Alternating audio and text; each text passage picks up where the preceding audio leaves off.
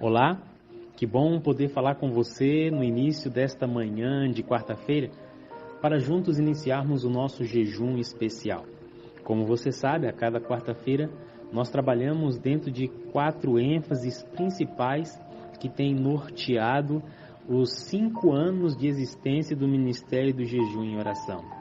Primeira ênfase é comunhão com ênfase no Espírito Santo. Segunda relacionamento com ênfase no amor incondicional de Cristo. A terceira, comunidade com um ambiente saudável. E a quarta, a missão atrativa. Hoje, quero falar um pouquinho sobre a nossa terceira ênfase, comunidade com ambiente saudável. E dentro desse aspecto da comunidade com um ambiente saudável, eu quero trabalhar com você algo que é peculiar à sua pessoa, assim como também é peculiar a cada uma das pessoas que você conhece, convive e se relaciona dentro da sua igreja, que é exatamente a diversidade, a diferença. Quando olhamos uns para os outros, é inquestionável notar as nossas diferenças. Não apenas diferenças físicas estou falando, mas estou falando diferenças internas, de personalidade, de caráter, de gosto, de percepção. Somos todos diferentes e louvado seja Deus porque somos diferentes.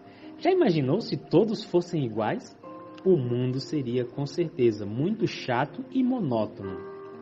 Por isso Deus criou exatamente essa pluralidade de personalidades, de pessoas, de gostos, para que nessa diversidade pudesse residir a unidade. E hoje nós vamos ver na Bíblia e no Espírito de Profecia que mesmo sendo diferentes, é possível sermos unidos. Inclusive, eu quero que você abra sua Bíblia no Evangelho de João, capítulo 17, onde nós encontramos a oração sacerdotal de Cristo. E ele diz a seguinte frase, após o início da sua oração, do verso 20 em diante.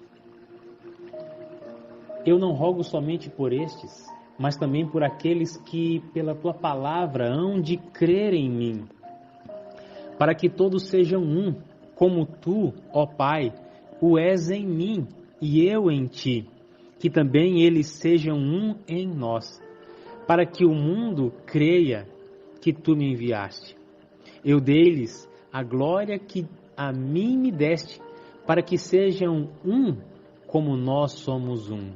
Eu neles e tu em mim, para que eles sejam perfeitos em unidade, e para que o mundo conheça que tu me enviaste a mim, e que os tenha amado a eles como tens amado a mim.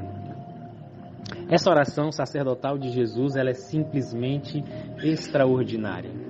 Depois estude com carinho e você vai perceber que, e olha, quando você e eu vamos às Escrituras nos Evangelhos e passamos a observar as características de personalidade dos discípulos, fica evidente a diferença que existiam entre eles. Assim, nós também somos diferentes. Então, se os discípulos conseguiram, mesmo diante da diferença, da diversidade que eles tinham, serem unidos, isso quer dizer que é possível você e eu hoje experimentarmos o mesmo tipo de união na igreja. E quando eu digo isso, eu louvo a Deus, porque muitas pessoas podem pensar assim, Wellington, é impossível a igreja ser unida. Amados, não é impossível, sabe por quê? Porque já está escrito nas Escrituras, está registrado nas Escrituras, que a igreja de Deus, a igreja primitiva, já experimentou esse ambiente saudável, onde todos eram unidos. Quando você lê Atos capítulo 2, capítulo 3, 4, 5 e 6, você vê uma igreja que a descrição chega a ser tão profunda entre eles, que diz assim, entre eles era um o coração e a alma. Era um o coração e a alma. Inclusive, nesse texto que eu vou ler agora, dessa primeira lâmina, diz exatamente isso. Observai que foi depois de os discípulos haverem chegado à perfeita unidade, quando não mais lutavam pela supremacia, que o Espírito Santo foi derramado. Eles estavam de comum acordo, todas as diferenças haviam sido removidas, e o testemunho dado a seu respeito, depois que o Espírito Santo foi derramado, é o mesmo.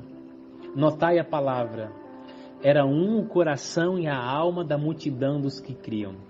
O Espírito daquele que morreu para que os pecadores vivessem animava toda a congregação dos crentes. O Espírito Santo foi derramado em plenitude no Pentecostes. Ou melhor, na igreja, e exatamente esse evento ficou conhecido como o Pentecostes. É importante notarmos que os discípulos tiveram uma ação. Eles começaram a deixar que as diferenças, as divergências fossem deixadas de lado. No entanto, é importante fazer um comentário aqui. Talvez você e eu possamos pensar que essa unidade foi o resultado unicamente do esforço deles. Não foi. Já era o próprio Espírito trabalhando no coração deles para que eles fossem conduzidos a essa unidade perfeita. Deixa eu fazer uma pergunta para que você e eu possamos refletir nesse momento. Qual tem sido a frequência com que você tem orado para que a sua igreja, a sua comunidade religiosa seja unida? E não apenas qual tem sido a frequência das suas orações, mas será que nós estamos agindo para que isso aconteça?